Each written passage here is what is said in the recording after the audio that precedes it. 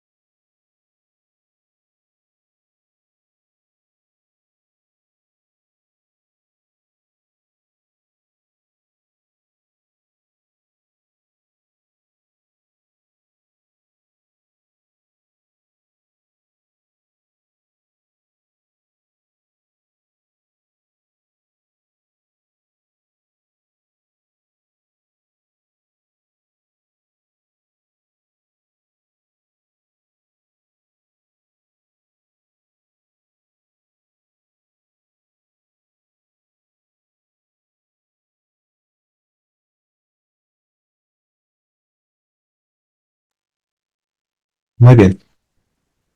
Entonces, vamos a comenzar describiendo lo que nos presenta el texto respecto a la acalasia. Y para ubicarnos un poco respecto a dónde nos encontramos respecto a la acalasia, pues el texto nos va a hablar de los trastornos de la motilidad de la faringe y el esófago. Para nosotros tenemos también otro tipo de trastornos funcionales, por ejemplo, el que más describe el libro es la parte de enfermedad por reflujo gastroesofágico y se encuentra antes de la acalasia incluso.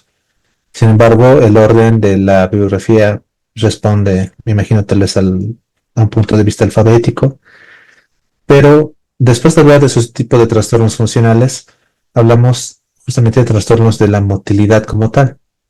Y el texto lo divide en aquellos que son dirigidos a la faringe y al esófago superior.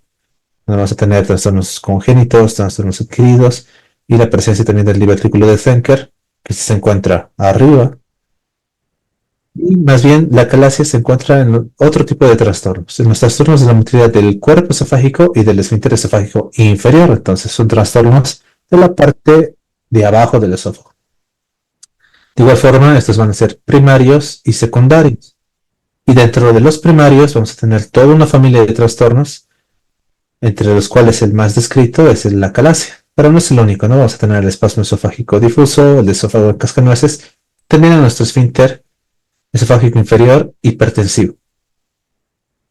Veamos, justamente cuando hablamos de alteraciones primarias, alteraciones secundarias, de los trastornos de la mortalidad del cuerpo y del esfínter esofágico inferior, vemos, ¿no? Las primarias tenemos la calasia con su variedad de acalasia vigorosa. Luego tenemos el espasmo esofágico difuso o también segmentario, el esófago en cascanueces, el esfínter esofágico inferior hipertenso y también trastornos que no son específicos de la motilidad esofágica. También tenemos alteraciones secundarias. ¿Cuál es la diferencia? Pues estas primarias son originadas primariamente en el esófago.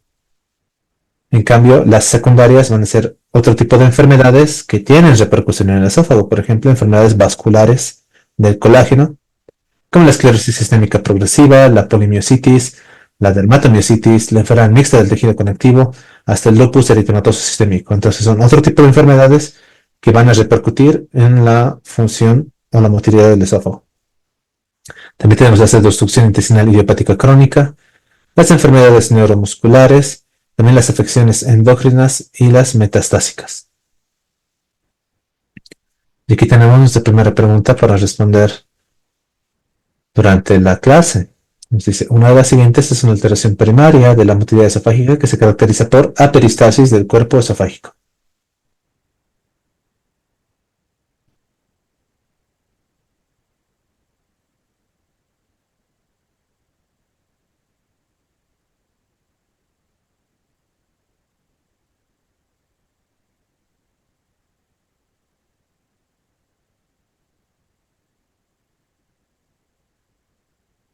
Muy bien, veamos.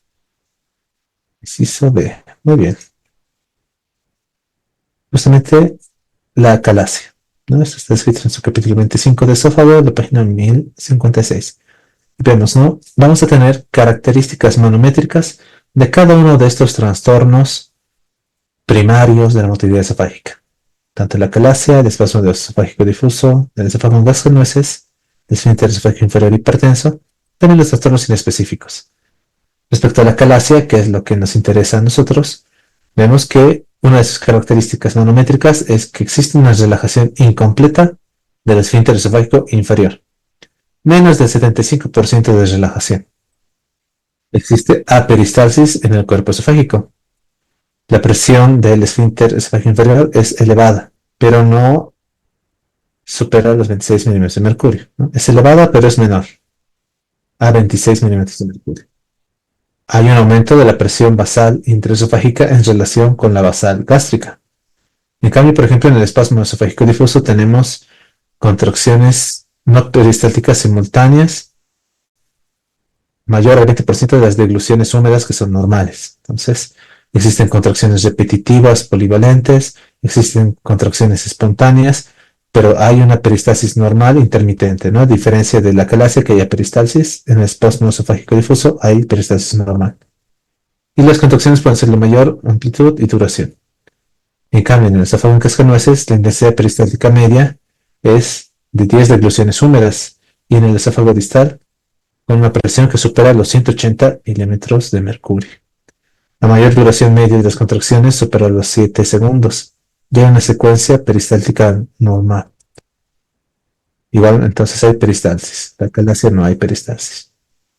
Respecto al esfínter esofágico inferior hipertensivo, aquí vemos que la presión en la calasia es elevada, pero no supera los 26 milímetros de mercurio.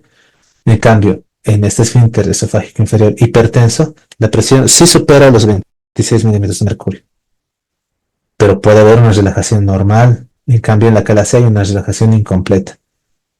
En el esfínter esofágico inferior hipertenso hay peristalsis, en cambio, en la calasia hay peristalsis. Y respecto a los trastornos inespecíficos de la motilidad esofágica, pues la disminución o ausencia de la amplitud de la peristalsis esofágica con una presión menor a 30 milímetros de mercurio. También un mayor número de contracciones que no son transmitidas, que no son eficientes. Entonces, nuestra respuesta, y hay que recordarlo, ¿no? Aperistalsis del cuerpo esofágico es una característica de la calasia. Segunda pregunta. Una de las siguientes no corresponde a las características manométricas de la calasia. Y eso es algo que acabamos de mencionar.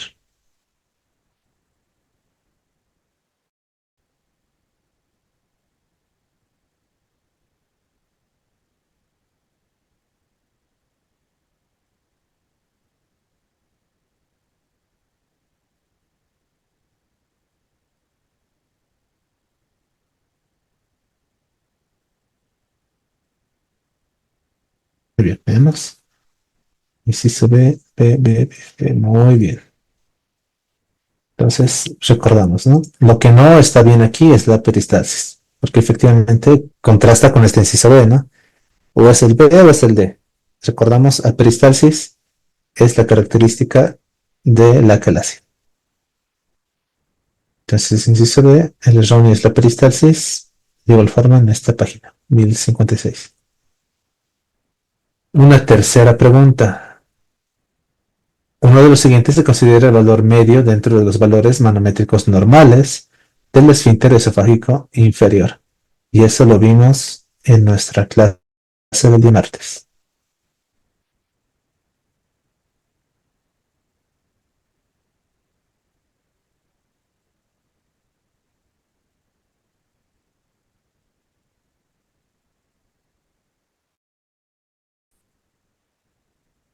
Bien, veamos. Si se ve. Bueno, C. Alguien puso X. ¿Qué respuesta tan X?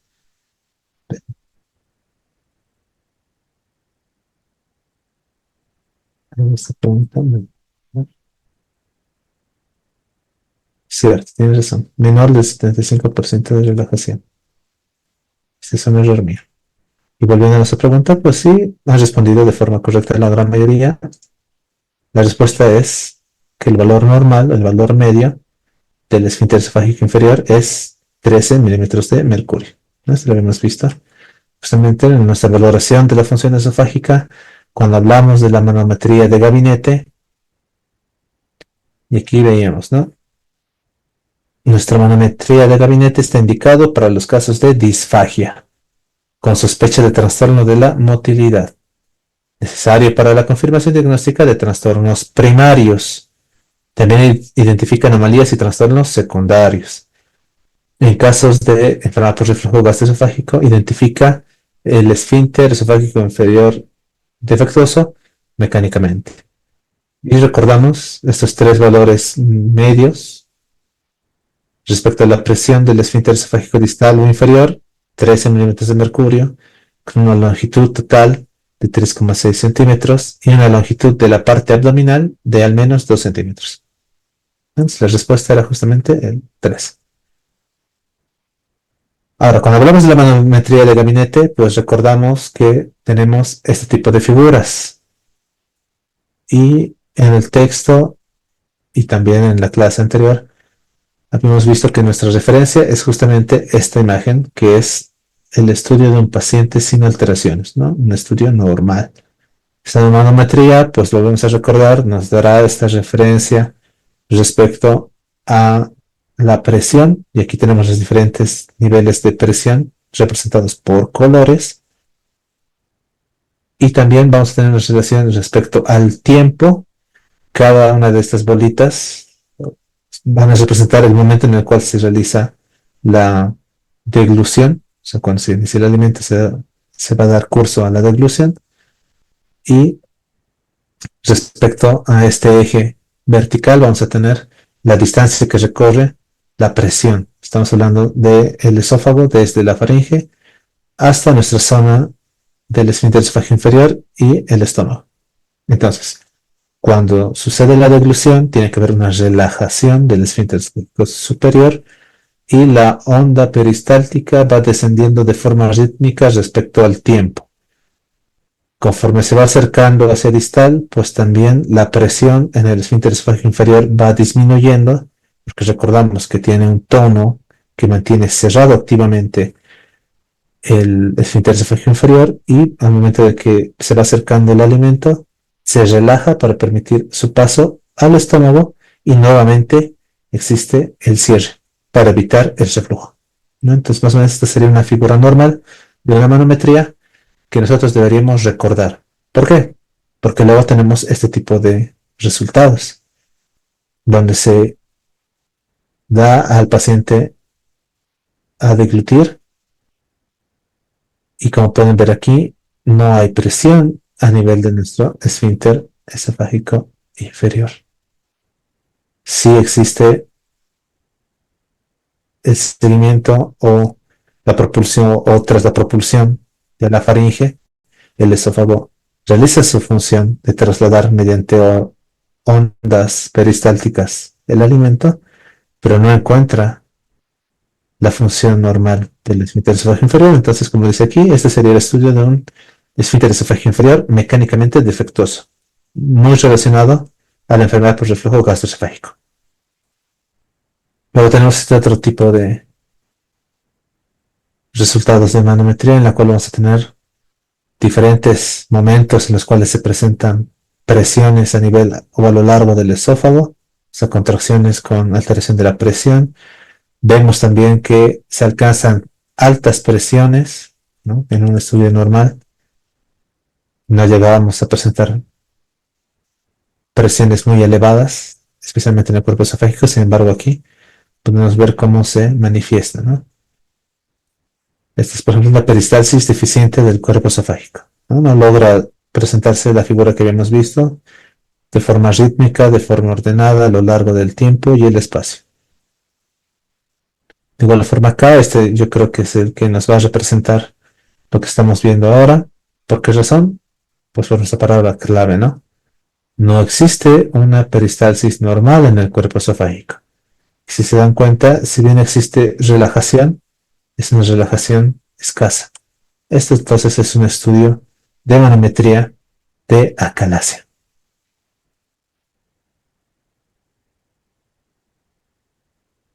¿no? Entonces, la clave o dentro de los rasgos manométricos que tenemos que buscar es la ausencia de relajación, menos del 75%, la peristalsis del cuerpo esofágico, y hay que hacer una medición, ¿no? Esta presión tampoco es demasiado elevada. Si bien es elevada más de lo normal, pero no debería superar los 26 milímetros de mercurio. En cambio, aquí tenemos esta otra figura, ¿no? Una alta presión, el espasmo esofágico difuso. Y nosotros mismos recordamos, ¿no? Cuando hablábamos de las capas musculares del esófago, nos decían que el tercio superior está representado más que todo por fibras estriadas y los dos tercios inferiores por fibras de músculo liso, que justamente son las que suelen afectarse más por este tipo de trastornos de la motilidad. Por ejemplo, es un estudio manométrico de un espasmo esofágico difuso. Y aquí se ve claramente por qué hablamos de espasmo, ¿no? Es una gran contracción con alta presión. rompe completamente el esquema de nuestra peristalsis normal.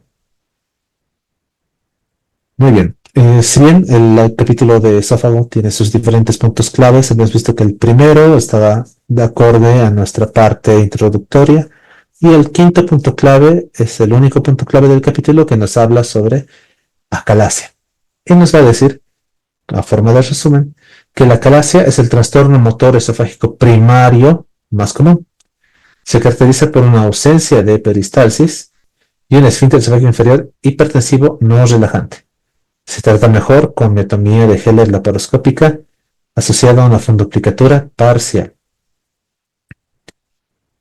Aquí tenemos nuestra cuarta pregunta. La incidencia de la acalasia es...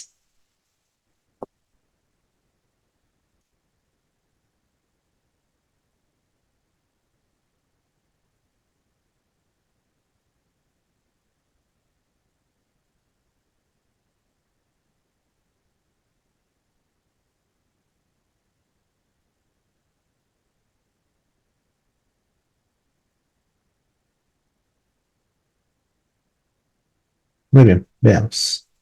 Veamos las respuestas. Inciso la mayoría inciso E. Veamos. Efectivamente, 6 por 100.000 habitantes por año.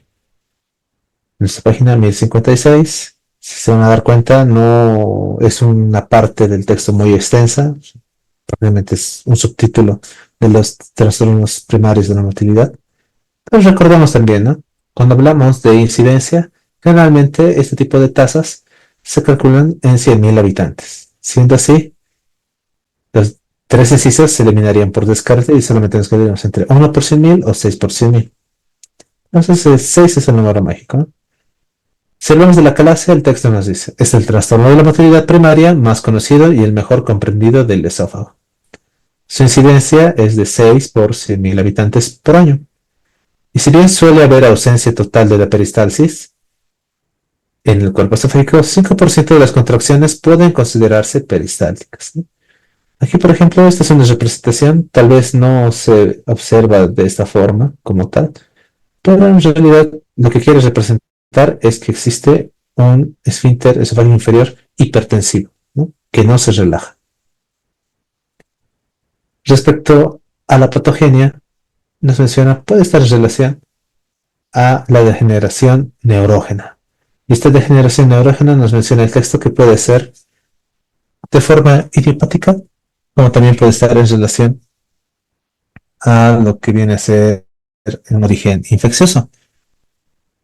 Ahora, respecto a lo que viene a ser, por ejemplo, de tipo idiopático infeccioso, la palabra clave es la degeneración neurógena. ¿Por qué una degeneración neurógena? Porque mediante estudios y experimentos en animales, en los cuales se ha realizado una destrucción del núcleo ambiguo y del núcleo motor dorsal, estos animales han presentado acalasia, han presentado disminución de la relajación del esfínter esofágico inferior. Y también se ha visto que en los pacientes que tienen la enfermedad de la acalasia existen cambios degenerativos en el nervio vago del plexo mientérico del esófago. Entonces, esa es la clave. ¿Por qué pensamos que es una degeneración neurógena? Pues porque cuando experimentamos en animales, al destruir estos núcleos, presentamos o presentan acalasia, y los pacientes a los cuales se les estudia tienen esos tipos de cambios degenerativos, ¿no? Veamos, ¿qué es lo que tendría que suceder? Existe inicialmente una degeneración de estos núcleos motores. Esta degeneración de estos núcleos motores que controlan el tono del esfínter esofágico inferior, pues va a producir una hipertensión de ese esfínter. Al encontrarse hipertenso, va a producir una incapacidad para relajarse cuando existe deglución. Y por tanto, el alimento que desciende no va a poder quedarse aquí. No va a poder pasar al estómago y se va a quedar en el esófago. Si se queda en el esófago, aumenta la presión esofágica intraluminal. Esta elevación de la presión esofágica intraluminal lo que va a hacer es ir produciendo dilatación esofágica. Entonces el esófago, al no poder vaciar su contenido hacia el estómago, va a empezar a acumularlo, a aumentar su presión intraabdominal y va a empezar a dilatarse. Conforme se dilata, pues va a estirar lo que vienen a ser sus fibras musculares y por tanto esas fibras musculares van a dejar de ser funcionales y van a tener una motilidad inadecuada y se va a ir perdiendo progresivamente la peristalsis. Todo esto va a conllevar a que exista una retención funcional del material que uno ingiere. Lo que comemos, muy poco pasará al estómago, la mayor parte del alimento se quedará en el esófago. Respecto a los estudios diagnósticos, la radiología de contraste nos permite evidenciar lo que se conoce como signo de pico de ave. Estamos hablando de un esófago que se encuentra dilatado, una dilatación masiva, suele ser a veces tortuoso y que va a ir disminuyendo su luz en lo que esto representaría el esfínter esofágico inferior, dando ese aspecto, ¿no? El pico de un ave. En cambio, cuando nosotros tenemos la calasia vigorosa, en la cual nosotros recordamos, la calasia como tal no tiene que existir peristalsis. En la calasia vigorosa sí se pueden ver contracciones simultáneas en estudios de manometría, pero este tipo de contracciones simultáneas pues va a asociarse a episodios de dolor torácico. Recordamos que la calasia vigorosa se conoce como una calasia tipo 3 en la clasificación de Chicago y es muy difícil distinguir el patrón manométrico de esta calasia vigorosa con el espasmo esofágico difuso. Bueno, eso respecto a lo que viene a ser solamente acalasia, ¿no? Entonces vemos, tenemos su patogenia, que es la degeneración neurógena, que todo eso lleva a la hipertensión del esfínter esofágico inferior, que va a producir la dilatación del esófago, la pérdida de su peristalsis y la retención del alimento. Dentro de los estudios diagnósticos, ya habíamos adelantado un poco aquí, ¿no? Tenemos nuestro estudio de manometría, en la cual evidenciamos lo que nos dice el texto en esa tablita. La peristalsis del cuerpo esofágico, hipertensión, disminución de la relajación del esfínter esofágico inferior. Llegando al diagnóstico, nos vamos a lo que nos menciona el texto como la cirugía en este tipo de trastornos motores. Y pues empieza a describirnos diferentes tipos de procedimientos, ¿no? Aquí, por ejemplo, vamos a comenzar hablando de la miotomía esofágica larga para trastornos motores del cuerpo esofágico, ¿no? La miotomía como tal, en el caso de restringirse solamente a la zona de alta presión del esfínter esofágico inferior. Pero comenzamos nosotros mencionando que también se puede alargar esta miotomía hacia el cuerpo esofágico, ¿no? En esos casos estará indicado más que todo por trastornos motores, en los cuales tengamos formas de ondas simultáneas, segmentarias, generalizadas, en pacientes donde el tratamiento médico no alivia los síntomas. Esto para cuadros de espasmo esofágico difuso y segmentario, para la calasia vigorosa o de tipo 3, y también para trastornos de motilidad inespecífica asociados a un divertículo esofágico medio o a uno epifrénico. Entonces, en estos casos, para tomar la decisión de realizar una miotomía esofágica, la manometría preparatoria es esencial para definir la extensión de la miotomía. Se asocia a fundoplicatura parcial. Puede realizarse por cirugía abierta o toracoscopía. Hay una mejoría de los síntomas en 40-92% de los pacientes. 93% de los pacientes tiene alivio efectivo de la disfagia tras la cirugía. Y aquí podemos ver, ¿no? Es una representación de la técnica larga, ¿no? Una miotomía larga en el sentido de que vamos a llegar desde la parte abdominal hasta la parte torácica incluso, realizando nuestro corte de la pared muscular. Por eso se llama miotomía, una sección del músculo. En este caso, la figura que nos presenta el texto está en relación a un paciente que aparte tiene un divertículo esofágico, entonces se aprovecha para realizar la resección del divertículo, su reparación y finalmente dejar la miotomía, ¿no? El corte del músculo. Esto como una parte introductoria para lo que viene a ser la miotomía de Heller Y esta miotomía de Heller, pues sí, está dirigido a lo que viene a ser nuestra acalasia. Ahora, habíamos dicho que es el trastorno motor primario más frecuente, más estudiado, más conocido, pero también es el segundo trastorno funcional más frecuente que requiere cirugía. ¿Cuál es el primero? El reflujo gastroesofágico. Entonces, el objetivo de este tipo de tratamientos va a ser aliviar la obstrucción funcional del flujo de salida secundaria a la alteración del esfínter esofágico inferior. O sea, recordamos que la causa del problema radica en que el esfínter esofágico inferior no se relaja, se encuentra hipertenso. Entonces, los tratamientos que actúan a ese nivel pueden ser primero endoscópicos mediante dilataciones. Por ejemplo, esto nos muestra cómo se utiliza un balón neumático o de solución que ingresa hasta el esfínter esofágico inferior, logra atravesarlo y posteriormente infla el balón para producir la dilatación. Esto puede tener ciertos resultados. Sí, el problema es que necesita que se hagan varias sesiones de dilatación para ir aumentando cada vez un poco más la luz o disminuyendo lo que viene a ser la hipertensión que tenemos a este nivel en el esfínter esofágico inferior. Pero no es el único tipo de procedimiento endoscópico, ¿no?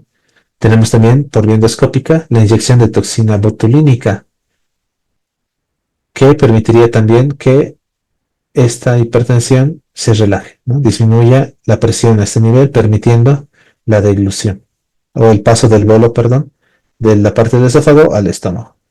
Y de igual forma, de forma endoscópica, se puede realizar una miotomía que corta el esfínter. En este caso, como pueden ver, la idea es ingresar cortando la mucosa del esófago, ingresar hacia un espacio que nos lleve hacia el compartimento muscular y una vez que ingresamos a este nivel, disecarlo y empezar a producir la resección, ¿no? Ir reseccionando, eliminando ese músculo. Llegamos hasta el estómago, como pueden ver aquí, y nos va a quedar el músculo seccionado. Retiramos el endoscopio y se cierran con clips hemostáticos. Y de esa forma disminuiríamos el tono muscular a nivel de nuestro esfínter esofágico inferior. Respecto justamente al tratamiento quirúrgico, vemos, ¿no? ¿Cuál es la duda o qué preguntas tiene que hacerse el médico o el cirujano cuando tiene que decidir una conducta para tratar la calasia? Primero nos preguntamos, ¿nos vamos por la dilatación neumática o hacemos directamente la miotomía quirúrgica? Si queremos ser conservadores, se puede hacer la dilatación neumática, sí, pero si esta fallara, nos inclinamos ya por la miotomía. En aquellos casos que tengamos ya un esófago demasiado dilatado, demasiado tortuoso, o incluso está asociado a una hernia yatal, es mejor irnos directamente a la miotomía. Ahora, si hemos elegido hacer la miotomía, nos preguntamos, ¿hacemos la miotomía a través del tórax o hacemos el abordaje a través del abdomen? La respuesta, idealmente el abordaje debe ser abdominal e incluso laparoscópico. Entonces, hemos decidido hacer nuestra miotomía, la vamos a hacer laparoscópica abdominal y nos preguntamos, ¿agregamos o no agregamos un procedimiento antirreflujo? Y aquí necesitamos información, ¿no? El texto nos dice, después de 10 años, más del 50% de los pacientes va a presentar reflujo. Entonces, es recomendable añadirle un procedimiento antirreflujo. Ahora, el texto dice, no necesariamente una técnica Nissen de 360 grados. Deberíamos inclinarnos por técnicas no totales, sino parciales. Estamos hablando de fundoaplicaturas parciales, como la técnica de Belsy de 270, o una Toupet de 180 grados, o una tipo DOR también de 180 grados. Y ahora, con todo lo que acabamos de describir, ¿es posible o no curar la enfermedad? Bueno, mientras antes tomemos una conducta, el resultado es mejor. Respecto a esta figura, aquí podemos ver, ¿no? Cuáles son las incisiones para una fundoplicatura abierta, pues realmente es supraumbilical. Y para hacer por cirugía laparoscópica, vemos, ¿no?, cómo es la disposición de nuestros trócares. ¿Cuál es el objetivo? Nuestra miotomía, localizada específicamente en nuestra zona de alta presión del esfínter esofágico inferior y asociado a un procedimiento antirreflujo. Entonces, el texto nos dice, la cardiomiotomía laparoscópica o miotomía de Heller laparoscópica se ha convertido en el tratamiento de elección para la mayoría de los pacientes con atalasia. Entonces, ¿qué es lo que necesitamos? Aquí, por ejemplo, tenemos un caso en el cual tenemos también un divertículo esofágico. Entonces, la idea es llegar al hiato del diafragma, hacer una separación, identificar bien las estructuras del esófago inferior. Hay que recordar muy bien que aquí adelante nosotros tenemos nuestros nervios vagos, tanto delante y atrás. Entonces hay que hacerlo con mucho cuidado, realizar la división completa de todas las fibras musculares circulares y de cabestrillo. Tenemos que seccionar solamente la capa muscular, no tenemos que perforar el esófago, esa es la parte complicada. Trabajamos la adventicia, en este caso la capa más externa del esófago, llegamos a la capa muscular, la seccionamos sin comprometer la mucosa. Tenemos que seccionar, dividir todas las fibras musculares circulares, hacemos la miotomía distal de forma adecuada para reducir la resistencia y también hay que socavar la muscular para permitir una amplia separación del músculo esofágico. En estos casos, como pueden ver aquí, aparte de hacer la miotomía, aprovecha para seccionar o extirpar el divertículo y hay que realizar una prevención del reflujo postoperatorio. Eso puede ser asociando nuestra cirugía antirreflujo. Respecto a la miotomía abierta del esófago, pues rara vez se utiliza, ya que ahora tenemos la ventaja del abordaje laparoscópico. No se utiliza con mucha frecuencia, pero cuando se utiliza generalmente suele ser para reparaciones. Una cardiomiotomía laparoscópica, pues recordamos que quien comienza a hablar de este tipo de procedimiento es Ernst Heller, quien describe la miotomía doble ya en 1913. Posteriormente, cuando se hace el abordaje laparoscópico, tiene la ventaja de que nuestra disposición de los trócares, la técnica como tal, es muy similar al abordaje que se hace para una fundoplicatura tipo Nissen. Y por tanto, tras la miotomía se debe asociar una hemifundoplicatura o una fundoplicatura parcial tipo DOR o si no, la DOR que suele ser anterior o una parcial, una fundoplicatura parcial posterior tipo Toupet.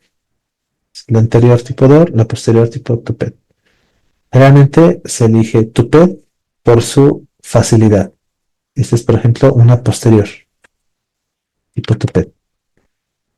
Pero también se puede producir la miotomía endoscópica oral, es lo que hemos visto en esta figura, ¿no?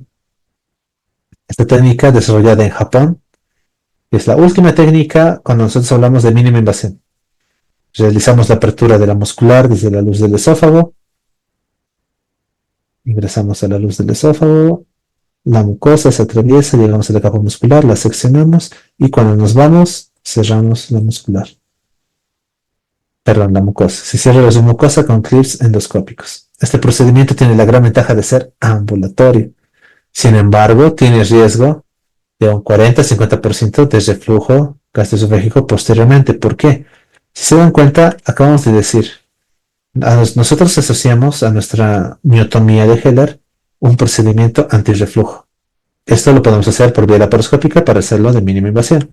Sin embargo, cuando se utilizan estos métodos que vienen a ser endoscópicos, especialmente la miotomía endoscópica, sí se puede seccionar el músculo y por tanto vamos a tener un buen resultado, o sea, vamos a tener la relajación, pero nada nos va a ayudar a prevenir el reflujo.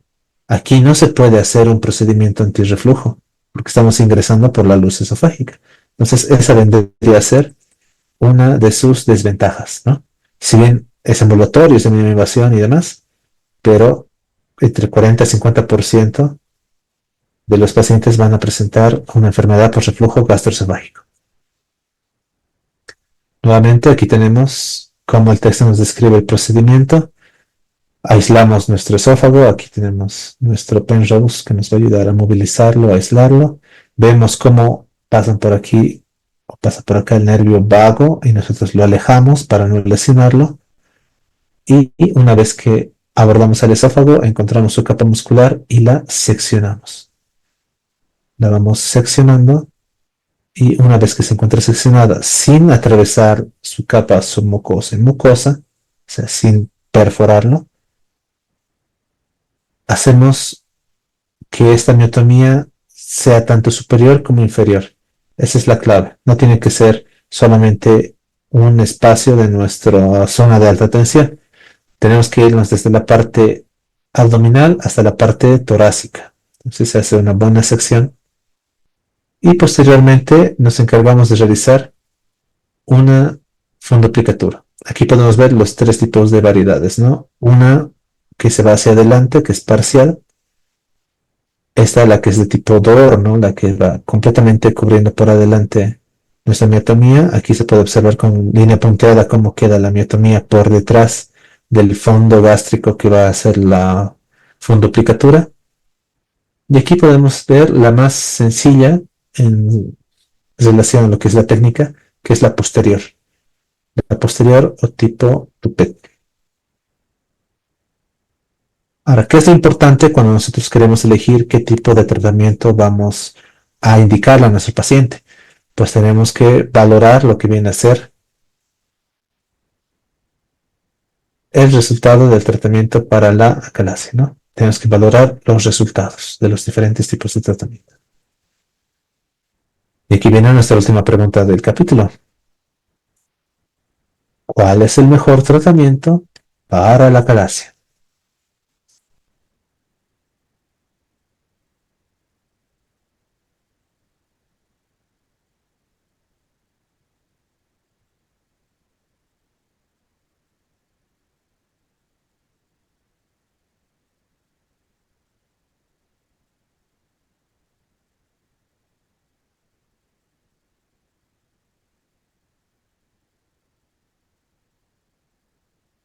Muy bien.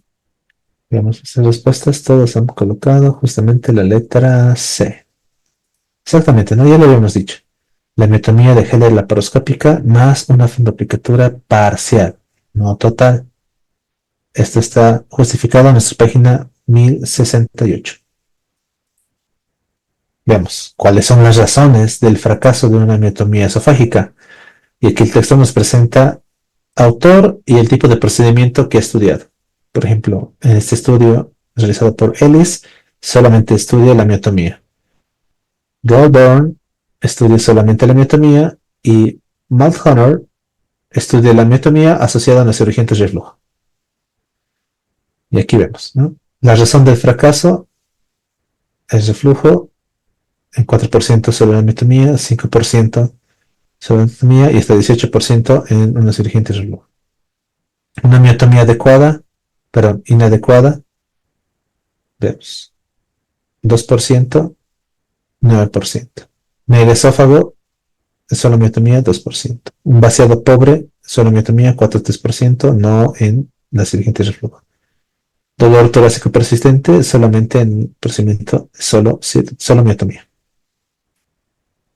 Entonces, si nosotros hacemos un análisis crítico de los resultados del tratamiento, tenemos que ver que la valoración basada en síntomas es poco confiable, porque los síntomas suelen ser muy propios de cada persona. Entonces, lo mejor es realizar un estudio de presión del esfínter esofágico inferior. Por tanto, si nosotros con nuestra cirugía hemos producido una reducción de por lo menos 10 milímetros de mercurio, se predice una buena respuesta. Tenemos que también medir la presión basal esofágica y también este estudio de escintigráfica, con una medición escintigráfica, que habíamos visto en la semana, bueno, el anterior martes, nos permite ver, ¿no? En el tiempo el vaciado gástrico. Vamos a poder valorar el vaciado gástrico con nuestra medición escintigráfica. Por tanto, el mejor tratamiento para la acalasia es una miotomía de Gilead laparoscópica más una fundoplicatura parcial. La respuesta de nuestra pregunta. Y bueno, eso es lo que nos presenta el texto respecto a la acalasia. Como pueden ver, no es una parte muy extensa del libro. Mañana vamos a ver que ERGE es un poco más extenso. Y aparte, como el esófago de Barrett es una complicación, una consecuencia del ERGE, vamos a aprovechar para verlo también. Ahora vamos a comenzar a hacer la resolución de nuestro caso clínico en nuestras 10 preguntas iniciales. Y una vez que ya hemos visto en qué consiste la patología de la acalasia, pues vamos a poder identificar los puntos importantes en nuestro paciente. Una paciente de 45 años, sin antecedentes médicos significativos, y se presenta a la consulta por disfagia progresiva para sólidos y luego hasta para líquidos durante el último año. La paciente refiere a regurgitación de alimentos que no se digieren porque no llegan al estómago. Como no logra pasar todo el alimento al estómago, entonces presenta pérdida de peso. La pérdida de peso no intencionada desde hasta 7 kilos en 6 meses. Y les refiere también dolor torácico después de las comidas. Nosotros recordamos que el esófago se encuentra a nivel torácico rodeado de otras estructuras y su distensión, su dilatación, pues puede empujar, por ejemplo, el corazón o puede empujar también la tráquea. Entonces puede originar también episodios de dolor torácico no cardíaco después de las comidas. Y lo importante para diferenciarlo del ERGE, pues que no ha experimentado pirosis ni tampoco hay hemorragia digestiva. Respecto al examen físico, si bien la paciente es delgada, no muestra datos anormales. Un poco más de luz vamos a encontrar mediante nuestras pruebas diagnósticas. Ya esto nos orienta a que podemos estar frente a un cuadro de acalasia, ¿no? Acalasia o estenosis. ¿Por qué? Porque si se dan cuenta, si nosotros tuviésemos algún tipo de lesión, por ejemplo, una persona que intenta suicidarse o una persona que por error en una fábrica consume cáusticos.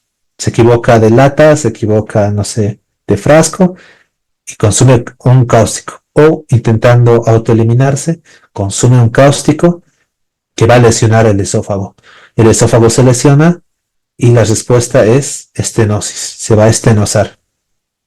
O si no, podemos tener una neoplasia en el esófago inferior, cuyo crecimiento va a ocluir su luz y vamos a tener un paciente que no puede deglutir o bueno, va a presentar disfagia, tanto para sólidos, luego para líquidos, puede regurgitar el alimento no logra pasar el estómago y va a presentar la regurgitación de alimentos no digeridos y puede presentar también dolor.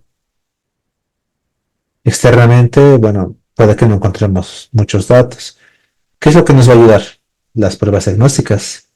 Recordamos, primero, todo paciente con disfagia le pedimos un estudio tanto endoscópico como también un estudio radiológico. Los dos estudios para determinar alteraciones estructurales.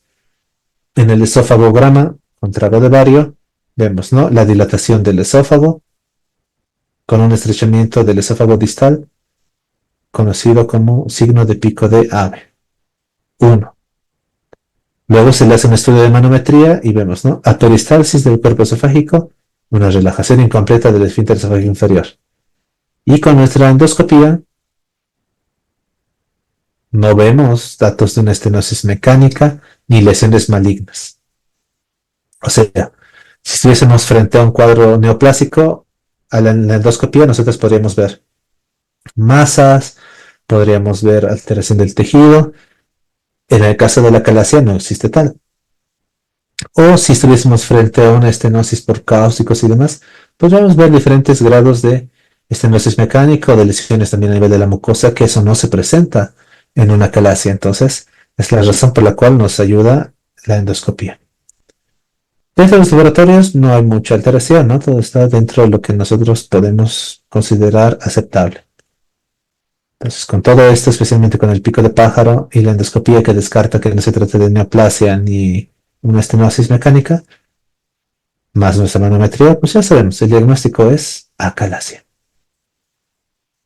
Comencemos a responder nuestras preguntas. ¿Cuál es el síntoma más característico de la acalasia? Vemos nuestra respuesta, la disfagia para sólidos y líquidos. La disfagia para sólidos y líquidos es el síntoma más característico de la acalasia debido a la falta de peristalsis y la relajación incompleta del esfínter esofágico inferior. Y esta pregunta 2. ¿Qué hallazgo radiológico es típico en un esofagograma con bario de un paciente con acalasia? De igual forma, la letra C, estrechamiento distal en forma de pico de pájaro. El estrechamiento distal en forma de pico de pájaro es un hallazgo típico en el esofagograma con bario de pacientes con acalasia. La pregunta 3.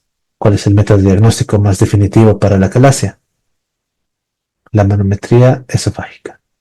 La manometría esofágica es el método diagnóstico más definitivo para la acalasia, ya que evalúa la función motora del esófago y la relajación del esfínter esofágico inferior. ¿Cuál es el objetivo principal del tratamiento de la acalasia? La letra D, alivio de la disfagia, mejora del vaciamiento esofágico. El objetivo principal del tratamiento de la acalasia es aliviar la disfagia y mejorar el vaciamiento esofágico, facilitando la relajación del esfínter esofágico inferior. Pregunta 5. ¿Cuál de las siguientes opciones de tratamiento ofrece una solución a largo plazo para la acalasia? A largo plazo, pues la cirugía, ¿no? La letra D, miotomía de Heller. La miotomía de Heller ofrece una solución a largo plazo para la acalasia al cortar las fibras musculares del esfínter esofágico inferior, permitiendo su relajación y mejorando así el vaciamiento esofágico. Pregunta 6. ¿Cuál es una complicación común de la acalasia si no se trata adecuadamente? Carcinoma esofágico. Si no se trata de forma adecuada, la acalasia puede llevar a una inflamación crónica con éstasis esofágica, aumentando el riesgo de carcinoma esofágico. 7. ¿Qué hallazgo manométrico es característico de la acalasia? Recordamos, ¿no? La peristalsis y la hipertensión del esfínter esofágico inferior. La manometría esofágica en pacientes con acalasia típicamente muestra hipertensión del esfínter esofágico inferior y una peristalsis en el cuerpo del esófago. ¿Cuál es el papel de la endoscopia digestiva alta en el manejo de la acalasia? Paso diagnóstico. Excluir la malignidad y excluir la estenosis mecánica. La endoscopia digestiva alta se utiliza para excluir malignidad y estenosis mecánica en pacientes con síntomas de acalasia, pero no para confirmar el diagnóstico. Para eso tenemos la manometría. Pregunta 9. ¿Qué intervención puede ser considerada para pacientes con acalasia que no son candidatos para cirugía? Y aquí, como podemos ver, ninguno está dentro de lo que hemos mencionado en los mínimamente invasivos. Tenemos la inyección de toxina botulínica a nuestro esfínter esofágico inferior. La inyección de toxina botulínica en el esfínter esofágico inferior puede ser considerada para pacientes con acalasia que no son candidatos para cirugía, aunque sus efectos sean temporales. Y aquí tal vez si hubiéramos tenido las dilataciones neumáticas o las dilataciones endoscópicas, podríamos haber tenido duda. Pero como solamente tenemos la toxina botulínica, entonces esta es la que tiene mejor resultado que todo lo que se encuentra aquí. Por descarte llegamos igual a la respuesta. Nuestra pregunta 10. ¿Cuál de los siguientes factores no se asocia típicamente con la acalasia? Y aquí tenemos, ¿no? Estos dos en relación a la enfermedad de Chagas. Nosotros recordamos que van a producir degeneración del plexo mientérico. La hipertensión del esfínter esofágico inferior se presenta, la peristalsis también se presenta. Lo que no vamos a encontrar va a ser reflujo gastroesofágico severo. No, eso no tiene nada que ver. Aunque algunos pacientes con acalasia pueden experimentar reflujo, el reflujo gastroesofágico severo no es típicamente asociado con la acalasia debido a la hipertensión. Esta hipertensión del esfínter esofágico inferior previene más bien el reflujo. Si bien hay regurgitación, más que reflujo sería regurgitación, es del alimento que no se logra digerir, que no logra pasar el estómago y que el paciente elimina. Muy bien, entonces hemos logrado describir lo que nos presenta el texto respecto a lo que viene a ser acalasia. Si bien no parecía un subtítulo muy amplio, sino que se encuentra inserto en nuestros trastornos primarios de la motilidad, si se dan cuenta, da mucho para poder explicar. Y bueno, no he visto muchas preguntas sobre acalasia, pero sí hay puntos clave, ¿no? Nos vamos a repasar una vez más para cerrar nuestra clase de esta noche y vemos cuál es el resumen, los puntos clave. Primero, la definición. La calasia es un trastorno esofágico caracterizado por la falta de relajación del esfínter esofágico inferior y la ausencia de peristalsis en el cuerpo esofágico. Epidemiológicamente es una enfermedad rara con una incidencia aproximadamente de 1. Esto está mal, esto debe ser de otra edición. Mi culpa. 6 por 100.000, es lo que recordamos, ¿verdad? Y es una pregunta que hemos puesto en nuestras preguntas de resolución durante la clase, ¿no? Entonces, 6 por 100.000. Puede presentarse a cualquier edad, aunque es más común entre 25 y 60 años. La etiología, la causa exacta, si bien es desconocida, se cree que involucra una degeneración de núcleos motores, ¿no? De células ganglionares del plexo mientérico en el esófago. Los síntomas, pues la disfagia, tanto para sólidos como para líquidos, la regurgitación de alimentos no digeridos, puede haber dolor torácico, la pérdida de peso y puede esto manifestarse también o puede producir cierto grado de broncoaspiración, ¿no? Lo que se traduciría en tos nocturna y aspiración. El diagnóstico. Manometría esofágica es el estudio de elección, mostrando una ausencia de peristalsis en el cuerpo esofágico y una relajación incompleta del esfínter esofágico inferior. El esofagograma con bario revela un esófago dilatado con un estrechamiento en la unión gastroesofágica, conocido como signo de pico de pájaro. La endoscopia digestiva alta nos sirve para descartar cuadros neoplásicos y otras causas de obstrucción esofágica, como las estenosis. Respecto a la clasificación de la calasia, vemos, ¿no? Tenemos diferentes. La tipo 1, basados en los patrones manométricos, conocida como acalasia clásica por la ausencia de la peristalsis. La de tipo 2, aquella con una presión panesofágica. Y la tipo 3, en la selección de Chicago, ¿no? Porque presenta contracciones espásticas, se la conoce como acalasia espástica o vigorosa. 7. El tratamiento médico. Médicamente podemos intentar reducir la presión de nuestro esfínter esofágico inferior utilizando nitratos, bloqueadores de los canales de calcio, pero tienen esto eficacia limitada, efectos secundarios significativos. Se puede utilizar la toxina botulínica mediante inyecciones endoscópicas que pueden proporcionar un alivio temporal a aquellos pacientes que no son candidatos a cirugía. De igual forma, por vía endoscópica podemos realizar dilataciones neumáticas. Esto involucra la expansión forzada del esfínter esofágico inferior mediante un balón inflable, con buenos resultados a corto y mediano plazo, ¿no? Pero es necesario muchas veces realizar varias sesiones endoscópicas. De igual forma, se puede realizar la miotomía endoscópica perioral o técnica POEM, un procedimiento mínimamente invasivo que se realiza endoscópicamente para cortar las fibras musculares del esfínter esofágico inferior, que tiene la ventaja de ser mínimamente invasivo, la ventaja de ser ambulatorio. Sin embargo, puede condicionar al reflujo gastroesofágico porque no permitiría realizar un procedimiento antirreflujo o protector. A diferencia de nuestro tratamiento quirúrgico, en el cual tenemos la miotomía de Heller, que es un procedimiento quirúrgico que implica cortar o dividir las fibras musculares del esfínter esofágico inferior para permitir el paso de los alimentos. Generalmente se realiza ahora por vía laparoscópica y para prevenir el reflujo gastroesofágico se asocia o se combina con una fundoplicatura, en este caso parcial. La más sencilla de todas es realizar la parcial posterior o la técnica de Toupet. Respecto a las complicaciones de la calasia, pues tenemos la esofagitis por una inflamación del esófago debido a la retención de alimentos, la estenosis que produce más bien un estrechamiento del esófago, esto igual por episodios repetidos de inflamación, en este caso la esofagitis, y toda inflamación crónica pues siempre lleva consigo el riesgo aumentado de una neoplasia, ¿no? Un carcinoma esofágico de células escamosas. Respecto al seguimiento y monitoreo, pues los pacientes con acalasia requieren un seguimiento regular para monitorear la eficacia del tratamiento y detectar posibles complicaciones. Es necesario la manometría y el encefalograma como estudios que van a ser más fidedignos que solamente estudiar los síntomas.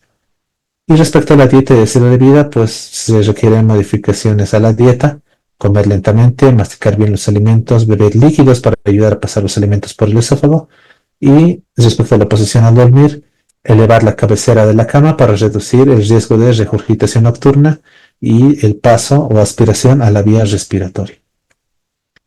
Respecto al pronóstico, pues con tratamiento adecuado, la mayoría de los pacientes con acalasia pueden obtener un buen control de sus síntomas.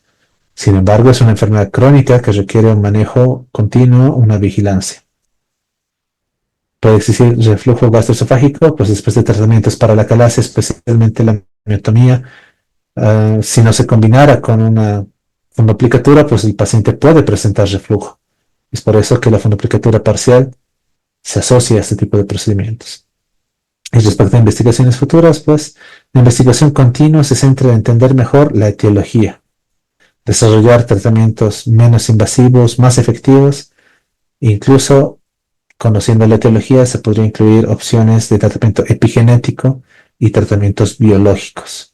Sin embargo, cuando la lesión ya está instaurada, la idea es relajar lo que viene a ser el esfínter esofágico inferior. Eso se consigue más fácilmente mediante nuestra miotomía. Bueno, esto sería todo respecto a lo que podemos hablar esta noche respecto a la calasia. Si tienen alguna consulta, pues soy todo oídos, en realidad todo ojos para leer sus preguntas. Y les repito, ¿no? Esta semana vamos a hablar netamente de patología de esófago. Significa que mañana vamos a terminar esófago con nuestros dos temas de enfermedad por reflujo gastroesofágico y esófago de Barrett. Para la siguiente semana poder comenzar patología de estómago, hablar de la enfermedad ulceropéptica, la perforación de las úlceras. Y bueno, como han podido ver, he cumplido, tal vez un poco tarde, pero he cumplido mandándoles las diapositivas con espacios para que ustedes puedan completarlas, tanto de la primera, la segunda, la tercera, la cuarta, y también voy a mandarles de esta clase. Y bueno, eh, veamos sus preguntas. ¿Qué factores predisponen? Y es que esa es la parte complicada, ¿no? Al no conocer estrictamente la etiología, no podemos identificar qué factores nos pueden predisponer. La clave o lo que se entiende respecto a la etiología es esa lesión a los centros motores, ¿no? Esa degeneración neurógena. ¿Qué factores pueden producir? Pues puede ser idiopática. Ustedes saben que cuando decimos que algo es idiopático es porque no tenemos idea de lo que lo causa. ¿Puede estar relacionado a algún tipo de infección? Sí. Las infecciones que generalmente producen ese tipo de degeneración son las parasitarias. Estamos hablando de la enfermedad de Chagas, ¿no? Entonces, si desean tal vez un factor predisponente, puede ser la enfermedad de Chagas, puede ser, pero hay que tener algo en cuenta. ¿La enfermedad de Chagas te puede producir la forma digestiva crónica del megaesófago? Sí. Pero esto es muy diferente a netamente hablar de la calasia, porque la calasia no solamente se caracteriza por una dilatación esofágica, se caracteriza o por una peristalsis. Tiene que existir el componente de un esfínter esofágico inferior hipertensivo. Entonces, hablar de factores que predisponen a factores de riesgo es un poco complicado.